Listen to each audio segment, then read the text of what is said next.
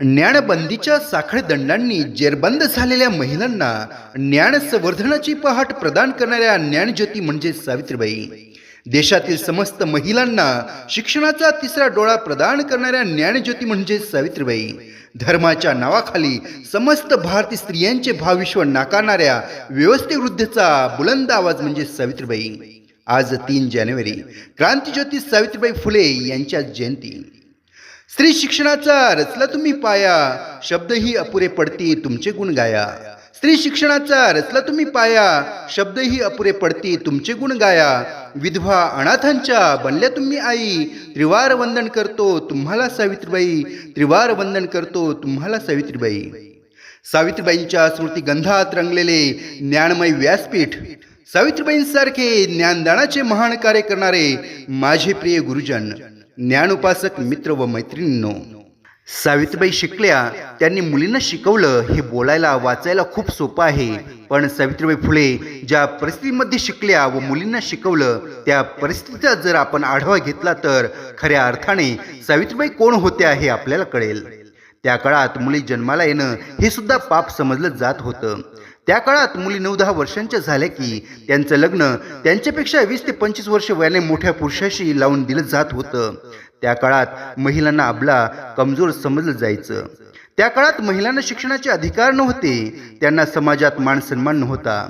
त्या काळच्या काही कर्मठ लोकांना माहीत होतं, या अबला जर शिकल्या, या अबला जर सबला झाल्या तर आपला तबला वाजवल्याशिवाय राहणार नाहीत. अशा अंधकाराच्या वातावरणात दिनांक 3 जानेवारी 1831 रोजी सातारा जिल्ह्यातील नायगाव येथे आई लक्ष्मीबाईच्या पोटी एका वाघिणीचा जन्म झाला आणि त्या वाघिणीचे नाव म्हणजे सावित्रीबाई फुले होय. सावित्रीबाई फुले हे नाव जरी ऐकलं तरी सर्वप्रथम आपल्या डोळ्यासमोर उभं राहतं त्यांचं सुंदर प्रतिबिंब. सावित्रीबाई फुले यांनी आपलं संपूर्ण आयुष्य समाजसेवेसाठी, स्त्री मुक्तीसाठी व स्त्री शिक्षणासाठी खर्च केलं. मित्रांनो, अबला म्हटल्या जाणाऱ्या दुर्बल स्त्रियांसाठी सावित्रीबाई सरस्वती ठरल्या. महिला ही अबला नाही तर खरी दुर्गा आणि रणरागिणी आहे. स्त्री ही पुरुषांच्या खांद्याला खांदा लावून आपली कर्तबगारी सिद्ध करू शकते, हे सावित्रीबाईंनी महिलांना पटवून दिले. मित्रांनो, स्त्री शिक्षणाचा प्रवास सोपा नव्हता. त्या काळात महिलांना शिक्षणाची परवानगी नव्हती. याकरिता महात्मा ज्योतिबा फुले व सावित्रीबाई यांनी खूप संघर्ष केला. या कालबाह्य रूढीच्या बेड्या तोडण्याकरिता ज्योतिबा व सावित्रीबाईंनी 1848 साली पुण्यातील भिडेवाड्यात मुलींची पहिली शाळा काढली. अशा प्रकारे सावित्रीबाईंनी स्त्रियांच्या अंधाऱ्या जीवनात ज्ञानाची ज्योती पेटवली. स्त्रियांनी शिकणे व शिकवणे धर्माला अनुसरून नाही असे काही लोकांना वाटे. अशा लोकांनी सावित्रीबाईंना कठोर विरोध केला.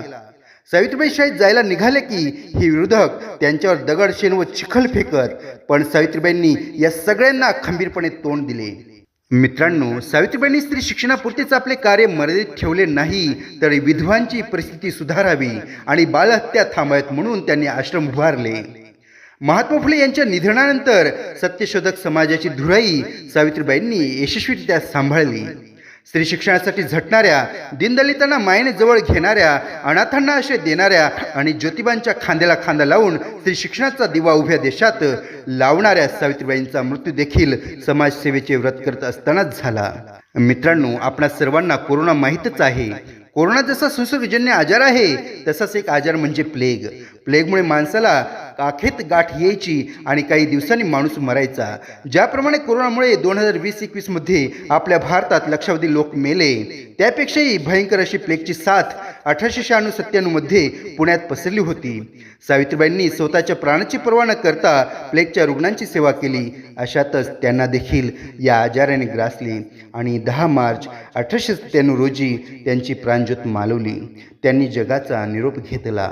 मात्र त्यांनी केलेल्या शिक्षणाच्या आणि समाज सुधारणेच्या अनमोल कार्यामुळे त्या अनंत काळापर्यंत अजरामर झाल्या आहेत. शेवटी मी एवढेच म्हणेन की आयुष्य वेचले स्त्रियांच्या शिक्षणासाठी, झटत राहिल्या समाजाच्या सेवेसाठी. आयुष्य वेचले स्त्रियांच्या शिक्षणासाठी, झटत राहिल्या समाजाच्या सेवेसाठी.